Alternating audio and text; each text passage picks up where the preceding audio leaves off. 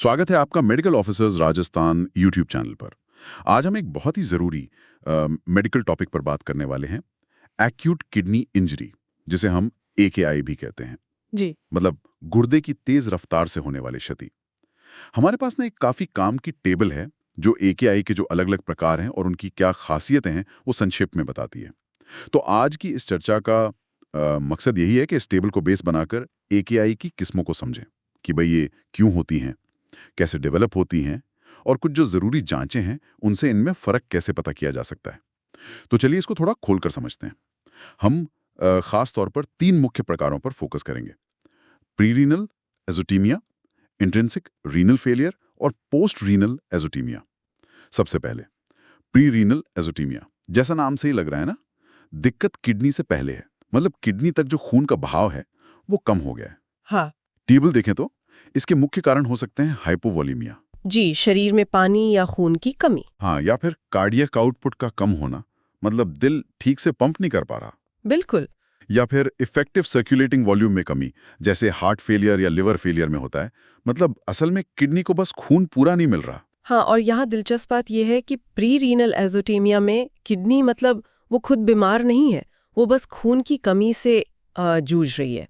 जब किडनी को खून कम मिलता है, जिसे हम कहते हैं रीनल ब्लड फ्लो कम होना, हाँ, आरबीएफ। जी आरबीएस कम होता है, तो उसका फिल्ट्रेशन का काम यानी जीएफआर वो भी घट जाता है। अब इसके जवाब में किडनी क्या करती है? वो एक तरह से बचाव मोड में चली जाती है। वो कोशिश करती है कि शरीर में नमक यानी सोडियम और पानी इनको रोक कर रखे ताकि ब्लड वॉल्यूम मेंटेन हो। अच्छा। और इसी कोशिश में वो यूरिया को भी ज्यादा वापस सोख लेती है। यूरिया का रीअब्जॉर्प्शन बढ़ जाता है। ओके, यूरिया भी। हाँ, और यही वजह है कि जब हम लैब टेस्ट देखते हैं तो एक खास पैटर्न मिलता है, जैसा टेबल में भी दिया है। यूरिन ऑस्मोलैलिटी बढ़ी हुई मिलेगी, 500 mSkg पर केजी से ज्यादा। मतलब पेशाब गाढ़ा है क्योंकि शरीर पानी बचा रहा है। यूरिन सोडियम कम मिलेगा, 20 मिलीमोल पर लीटर से कम। शरीर नमक बचा रहा है। और वो FeNA fractional excretion of sodium वो 1% से कम होता है। राइट। और खून में BUN और क्रिएटिनिन का जो अनुपात है वो अक्सर 20 से ज्यादा मिलता है, क्योंकि वो यूरिया ज्यादा रीअब्जॉर्ब हो रहा है ना। अच्छा, हाँ। तो ये सारे संकेत यही बताते हैं कि देखो, किडनी अभी बचाने की कोशिश कर रही हैं, वो खुद खराब नहीं हुई हैं। अच्छा, तो मतलब प्री रीनल में किडनी बस प्यासी है, ऐसा कह सकते हैं। उसे खून चाहिए। हाँ, एक तरह से। लेकिन तब क्या होता है जब दिक्कत खुद किडनी के अंदर हो? यहीं पर शायद इंट्रिंसिक रीनल फेलियर की बात आती है। बिल्कुल, इंट्रिंसिक मतलब अंदरूनी। जी। तो यहाँ किडनी की अपनी बनावट, उसके अपने हिस्से वो डैमेज हो जाते हैं। अच्छा। टेबल हमें बताती है कि ये नुकसान किडनी की जो बारीक नलिकाएं हैं, ट्यूब्यूल्स, और उनके आसपास के टिश्यू, इंटेस्टिशियम, हाँ, ट्यूब्यूल्स और इंटेस्टिशियम। जी, उनमें हो सकता है, या फिर फिल्टर करने वाली यूनिट्स, ग्लोमेरुलस, उनमें हो सकता है, या किडनी की खून की नलियों, वैस्कुलर सिस्टम में भी हो सकता है। और ट्यूब्यूल्स में सबसे आम शायद वो ATN है, एक्यूट ट्यूब्यूलर नेक्रोसिस। हाँ बिल्कुल, ट्यूब्यूल्स और इंटेस्टिशियम की समस्याओं में ATN सबसे आम है। ये अक्सर तब होता है जब किडनी को या तो लंबे समय तक बहुत ज्यादा खून की कमी झेलनी पड़े, मतलब इस्कीमिया, हाँ। या फिर कोई नेफ्रोटॉक्सिन, मतलब कोई ऐसी चीज जो किडनी के लिए जहर जैसी हो, जैसे कुछ दवाएं हैं या कॉन्ट्रास्ट डाई वगैरह। अच्छा, और एक्यूट इंटरस्टिशियल नेफ्राइटिस, AIN भी एक कारण है शायद। जी हाँ, AIN भी एक कारण है। वो अक्सर दवाइयों से होने वाली एलर्जी जैसी प्रतिक्रिया होती है। ओके, तो ATN में होता क्या है असल में? हाँ, तो ATN में जो किडनी की नलिकाएं हैं, ट्यूब्यूल्स, उनकी कोशिकाएं सचमुच डैमेज हो जाती हैं, कहीं-कहीं मर भी जाती हैं, जिसे पैची नेक्रोसिस कहते हैं। तो इन टूटी फूटी नलिकाओं में वो मलबा जैसा जमा हो सकता है, वो ब्लॉक हो सकती हैं, और साथ ही जो फ्लूइड फिल्टर हुआ है वो लीक होकर वापस टिश्यू में जा सकता है। इसे बैकफ्लो कहते हैं। इन सब से GFR और भी कम हो जाता है। और यहाँ महत्वपूर्ण बात यह है कि इस हालत में किडनी अपनी वो क्षमता खो देती है जिससे वो नमक और पानी को सही से कॉन्सेंट्रेट कर पाए या बचा पाए। मतलब प्री रीनल से उल्टा। बिल्कुल उल्टा। इसीलिए लैब रिपोर्ट्स प्री रीनल से एकदम अलग होती हैं। टेबल के हिसाब से देखें तो यूरिन ऑस्मोलैलिटी कम होती है, 350 मिलीऑस्मोल केजी से कम, पेशाब पतला होता है क्योंकि किडनी पानी रोक नहीं पा रही, अच्छा। यूरिन सोडियम ज्यादा होता है 40 मिलीमोल पर लीटर से ज्यादा, किडनी नमक को वापस सोख नहीं पा रही, पीना 2% से ज्यादा होता है और सीरम BUN-CR का अनुपात वो अक्सर 15 से कम होता है क्योंकि वो जो बढ़ा हुआ यूरिया रीअब्जॉर्प्शन प्री रीनल में हो रहा था वो अब नहीं हो रहा। समझ गया। तो ये सब सीधे सीधी किडनी के अंदरूनी डैमेज की तरफ इशारा करते हैं। एकदम। तो ये तस्वीर तो प्री रीनल से काफी अलग हो गई। अब आते हैं तीसरी कैटेगरी पर, पोस्ट रीनल एजोटीमिया। यहां अगर मैं सही समझ रहा हूं तो समस्या किडनी के बाद की है, मतलब पेशाब बनने के बाद उसके रास्ते में रुकावट। बिल्कुल सही।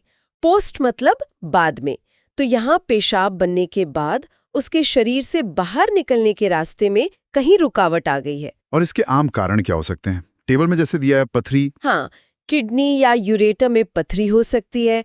पुरुषों में प्रोस्टेट ग्रंथि का बढ़ जाना जिसे BPH कहते हैं। BPH, हाँ जी। यूरिनरी ट्रैक्ट में कोई ट्यूमर हो सकता है या कुछ जन्मजात दिक्कतें भी हो सकती हैं जो पेशाब के रास्ते को ब्लॉक करती हैं। यहाँ एक जरूरी बात शायद ये भी है कि पोस्ट रीनल एजोटेमिया से किडनी फेलियर आमतौर पर तभी होता है जब रुकावट दोनों किडनियों को प्रभावित करे। हाँ, ये बहुत महत्वपूर्ण पॉइंट है। या तो रुकावट बायलैटरल हो, मतलब दोनों किडनियों से आने वाले पेशाब के रास्ते में हो, या फिर मान लीजिए किसी व्यक्ति की एक ही किडनी काम कर रही है और उसी में रुकावट आ जाए। अच्छा। अगर सिर्फ एक किडनी ब्लॉक है और दूसरी बिल्कुल ठीक काम कर रही है तो अक्सर क्रिएटिनिन ज्यादा नहीं बढ़ता क्योंकि दूसरी किडनी कंपनसेट कर लेती है। ओके, तो इसमें मैकेनिज्म क्या है? रुकावट से GFR कैसे कम होता है? देखिए, सीधी सी बात है, जब पेशाब आगे नहीं जा पा रहा तो वो पीछे की तरफ जमा होगा। इससे किडनी के अंदर ट्यूब्यूल्स में दबाव बढ़ेगा और ये बढ़ा हुआ दबाव ग्लोमेरुलस में फिल्ट्रेशन को मुश्किल बना देगा, जिससे GFR कम हो जाएगा। लेकिन एक्सपर्ट टेबल में पोस्ट रीनल के सामने urine osmolality, urine sodium, FeNA और BUN-CR रेशो के आगे परिवर्तनशील लिखा है, वेरीज। ये थोड़ा कंफ्यूजिंग है कि इसमें जांच रिपोर्ट पक्की नहीं है, बदलती रहती है। ऐसा क्यों? हाँ, ये एक अच्छा सवाल है। ये परिवर्तनशील इसीलिए लिखा है क्योंकि ये मान इस बात पर निर्भर करते हैं कि रुकावट को हुए कितना समय हो गया है और वो कितनी गंभीर है, मतलब पूरी है या आधी अधूरी। अच्छा, कैसे? अगर रुकावट अभी ताज़ा हुई है और पूरी तरह ब्लॉक नहीं है तो शुरुआत में किडनी शायद प्री रीनल की तरह ही कोशिश करे नमक पानी बचाने की, तो रिपोर्ट वैसी लग सकती है। ओके। लेकिन अगर रुकावट लंबे समय से है या बहुत ज्यादा है तो उस बैक प्रेशर से किडनी की नलिकाओं को खुद नुकसान पहुंच सकता है, मतलब इंट्रिंसिक डैमेज हो सकता है, ATN जैसा। ओहो, मतलब पोस्ट रीनल से इंट्रिंसिक डैमेज भी हो सकता है? हाँ, बिल्कुल। और तब रिपोर्ट ATN जैसी हो सकती है। इसीलिए पोस्ट रीनल का शक होने पर सिर्फ इन यूरिन टेस्ट पर निर्भर नहीं रहते। सबसे जरूरी हो जाता है इमेजिंग, जैसे अल्ट्रासाउंड। उससे सीधे सीधे देख सकते हैं कि कहीं रुकावट है या नहीं और किडनी फूली है या नहीं। समझ गया। तो पोस्ट रीनल के लिए अल्ट्रासाउंड बहुत ही महत्वपूर्ण जांच है। तो कुल मिलाकर हमने AKI के ये 3 मुख्य प्रकार देखे जो इस आधार पर बटे हैं कि समस्या आखिर है कहाँ। किडनी से पहले खून के बहाव में प्री रीनल, किडनी के अंदरूनी हिस्से में इंट्रिंसिक और फिर किडनी के बाद पेशाब के रास्ते में पोस्ट रीनल। एकदम सही। और ये जो वर्गीकरण है ये सिर्फ किताबी नहीं है, ये क्लिनिकली बहुत महत्वपूर्ण है क्योंकि ये हमें बताता है कि दिक्कत कहाँ है और उसका संभावित कारण क्या हो सकता है, और इसी से सही इलाज तय करने में मदद मिलती है। हाँ, मतलब इलाज अलग होगा तीनों में? बिल्कुल। जैसे प्री रीनल है तो अक्सर शरीर में फ्लूइड देना पड़ता है या हार्ट फंक्शन सुधारना होता है। पोस्ट रीनल में उस रुकावट को हटाना पहला काम है। सही। और इंट्रिंसिक में कारण के हिसाब से इलाज करना होता है, जैसे अगर किसी दवा से AIN हुआ है तो उसे बंद करना, या ग्लोमेरुलोनेफ्राइटिस है तो उसका स्पेसिफिक इलाज देना। और जैसा हमने देखा भी, ये जो साधारण जांचें हैं, urine osmolality, urine sodium, FeNA, BUN-CR ratio, ये अक्सर प्री रीनल और इंट्रिंसिक, खासकर ATN में फर्क करने में काफी मददगार साबित होती हैं। हाँ, ये काफी उपयोगी लगती हैं। जी, इनसे जल्दी से एक अंदाजा लग जाता है कि किडनी सिर्फ खून की कमी झेल रही है या वाकई अंदर से बीमार हो गई है। और पोस्ट्रीनल की जो परिवर्तनशीलता है वो हमें याद दिलाती है कि पूरी तस्वीर देखनी होगी, सिर्फ एक टेस्ट पर निर्भर नहीं रहना, और इमेजिंग की जरूरत पड़ सकती है। तो आज हमने इस टेबल की मदद से काफी संक्षेप में लेकिन जरूरी बातें समझी AKI के इन 3 प्रकारों के बारे में: प्रीरीनल, इंट्रिंसिक और पोस्ट्रीनल। उनके कारण क्या हैं, वो कैसे काम करते हैं और उनमें मुख्य जांचों से क्या अंतर पता चलते हैं। और ये समझना बहुत जरूरी है कि सही समय पर AKI का सही प्रकार पहचानना मरीज के इलाज और उसके ठीक होने के लिए कितना मायने रखता है। हाँ बिल्कुल। और ये भी याद रखना चाहिए कि असलियत में क्लिनिकल प्रैक्टिस में कभी-कभी तस्वीर इतनी साफ नहीं होती, मिली-जुली हो सकती है। अच्छा, जैसे अगर प्रीरीनल कारण लंबे समय तक बना रहे, मान लीजिए गंभीर शॉक है जो ठीक नहीं हो रहा, तो वो धीरे-धीरे इंट्रिंसिक डैमेज यानी ATN में बदल सकता है। इसे प्रीरीनल लीडिंग टू ATN कहते हैं। ओके, ये भी हो सकता है। हाँ, या किसी मरीज में एक से ज्यादा कारण एक साथ भी हो सकते हैं।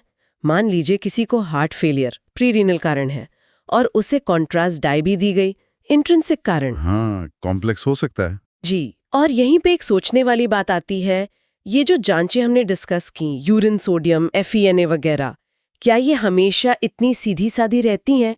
जरा सोचिए, अगर किसी मरीज को पहले से ही क्रॉनिक किडनी डिजीज हो, CKD, हाँ, अगर पहले से किडनी कमजोर हो, या वो मरीज डायूरेटिक दवाएं ले रहा हो, पेशाब बढ़ाने वाली दवाएं, तो ये चीजें इन जांचों के नतीजों को कैसे बदल सकती हैं?